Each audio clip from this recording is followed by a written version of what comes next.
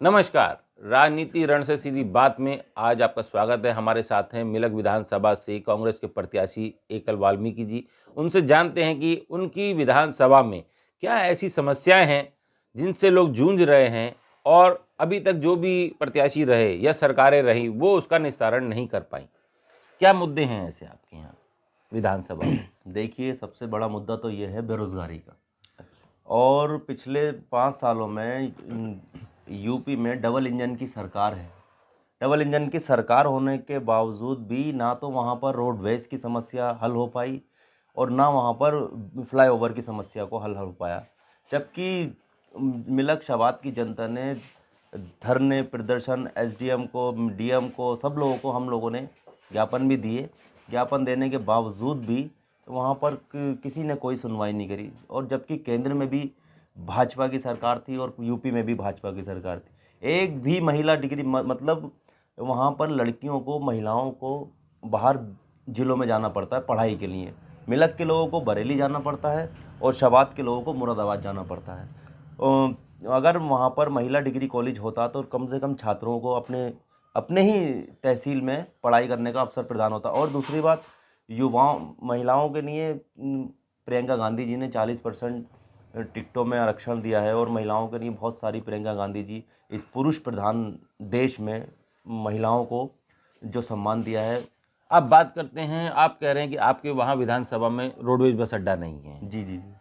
तो क्या वहाँ पर रोडवेज बस अड्डे की आवश्यकता थी या वहाँ की सियासत के जो लोग थे वो नहीं बना पाए, इसको सियासी मुद्दा बना दिया, या सिर्फ वो सियासत ही करते रह गए इन 5 साल? रोडवेज की सबसे बड़ी समस्या थी मिलक शाबाद में, लेकिन वहाँ पर जो होता क्या था कि वहाँ का जो विधायक बनता था उनकी बसें चलती थी, तो वो प्राइवेट बसों में जो है जनता को वहाँ से इधर से उधर करते थे और फिर वो अपनी मनमानी किया करते थे कि उनसे कितने पैसे लेने हैं।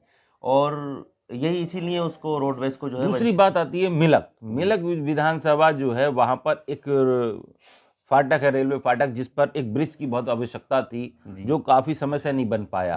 बताते हैं वहाँ के लोग कि वहाँ पर काफ़ी समय से लोग खड़े रहते हैं, उनकी सवारी खड़ी रहती है और वहाँ पर उस फाटक पर ट्रेन आके रुक जाती है।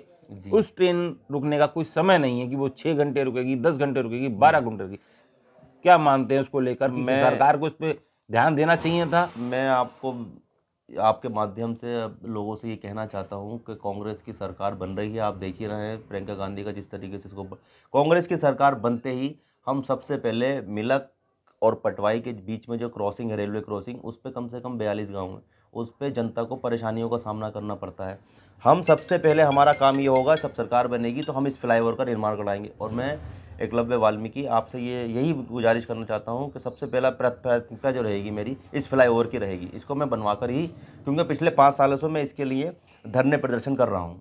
अच्छा, बात करें कि फ्लाईओवर की एक समस्या हो गई, दूसरी समस्या वहाँ के रोडवेज की हो गई जी। क्या मानते हैं कि और कौन से ऐसे मुद्दे हैं? डिग्री कॉलेज की समस्या हो गई जी। तो जो भाजपा के विधायक रहे राजबाला जो वहाँ की विधायक रही हैं, डबल इंजन की सरकार रही, तो किस रूप में देखते हैं कि उन विकास नहीं करा पाए या कराना नहीं चाहा? देखिए, इन लोगों ने सिर्फ अपनी झोलियां भरी हैं, अपनी जो है तिजोरियों को भर लिया है। और जनता, मिलक शवात की आप 5 तहसीलों में देख लीजिए, सबसे ज़्यादा जो पिछड़ी हुई जनता है वो मिलक शवात की है, इन लोगों की वजह से।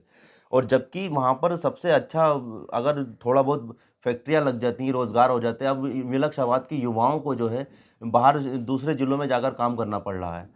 तो यही कारण इन लोगों की वजह से, नेताओं की वजह से जो है वहाँ की जनता बाहर जा रही है। और मैं, अगर आप जीत कर आता हूँ, आप लोग मदद करते हैं, तो सबसे पहले जो है वहाँ पर फैक्ट्रियों का निर्माण कराया जाएगा, उसके बाद में कोई दूसरी बात की जाएगी। तो ये थे हमारे साथ एकल वाल्मीकि जी, जिन्होंने कहा कि अगर जनता मुझे चुनकर भेजती है तो सबसे पहले मैं रोजगार प्राथमिकता में लाऊंगा और वहाँ की जो मिलक का जो ब्रिज है, जो फाटक पर ब्रिज बनना है, उसका निर्माण कराऊंगा और इसी के साथ कई समस्या हैं जनता की जिसका मैं निस्तारण कराऊंगा।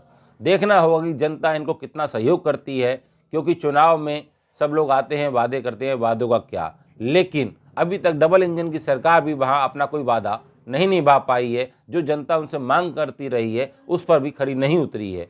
राजीव वर्मा, रामपुर।